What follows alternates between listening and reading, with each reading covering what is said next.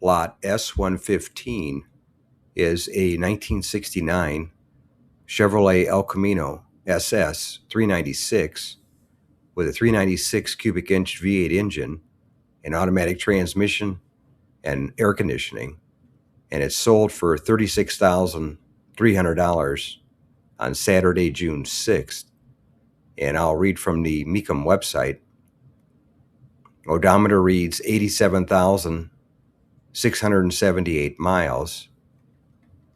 And the highlights are recent restoration, matching numbers 396 cubic inch V8 engine and automatic transmission, blue with black interior, air conditioning, power steering, power brakes, front disc brakes, factory Super Sport wheels, and BF Goodrich radial TA tires.